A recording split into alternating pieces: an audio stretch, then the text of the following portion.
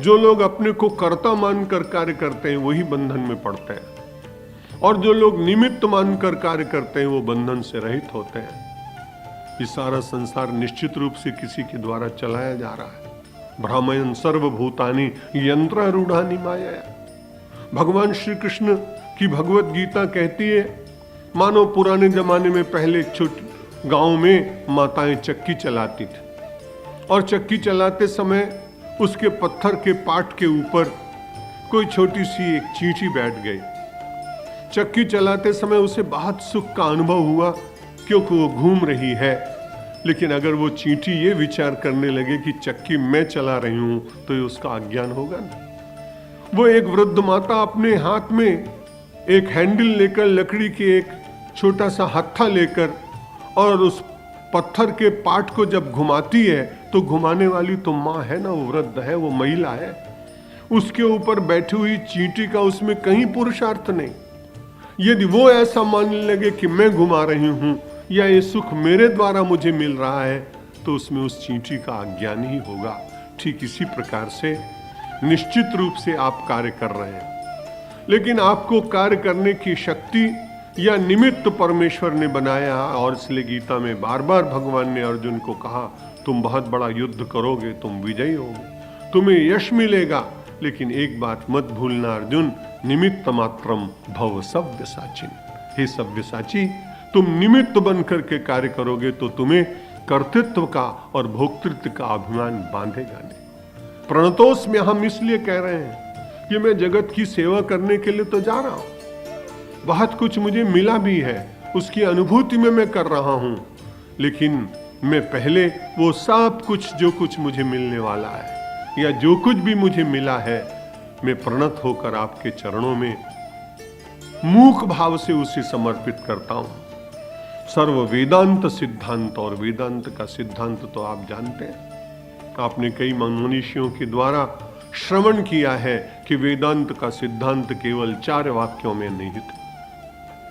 एक सबसे बड़ा वाक्य है वेदांत सिद्धांत का कि अपने भीतर, व्यष्टि के भीतर अनुभव करे वो व्यक्ति। तो वेदांत का सिद्धांत व्यक्ति के लिए अहम ब्रह्मास्मि। वो अपने को देह, मन, बुद्धि, प्राण, दैहिक सत्ता, त्वचा, अस्थि, मांस ये न मानते हुए और धीरे धीरे इसका निषेध करते हुए व्यष्टि के भीतर वेदांत प्रकट हुआ, तब वो कहता है अहम ब्रह्मास्मि।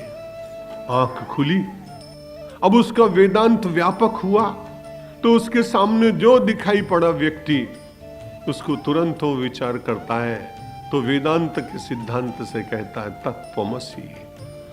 तत्त्वमसि, जो मैं हूं वही तो तुम हो।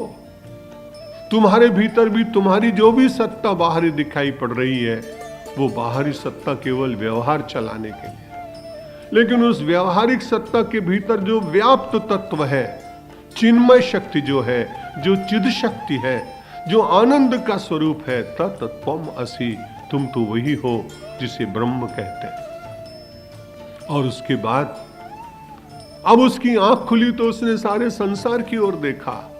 पहले वो व्यष्टि में था, फिर सामने बैठे हुए व्यक्ति को उसने देखा, अब तीसरी उसकी दृष्टि विश्व की ओर गई। जब चारों तरफ उसकी दृष्टि गई तो तत्काल उसके मन से विचार आया, सर्वम खल्विदम ब्रह्म, ये सारा संसार ही ब्रह्म का रूप है। ये वेदांत का सिद्धांत है। व्यष्टि के भीतर अहम ब्रह्मास्मि, परिवार और स्वजनों के बीच में तत्वमसि, विश्व के व्यवहार में निरंतर कार्य करते हुए सर्वम खल्वदम ब्रह्म, ये सारा संसार ब्रह्म का रूप है। ये वेदांत का सिद्धांत, तत्वमसि अहम ब्रह्मास्मि सर्वम खल्विदम ब्रह्म, इस प्रकार का चिंतन करते हुए अपने जीवन में जो ज्ञान की ज्योति प्रकट हो रही है, उस ज्ञान की ज्योति को प्रकट कराने वाले गोविंदम परमानंदम सद्गुरुम प्रणतोस्म्यहम्।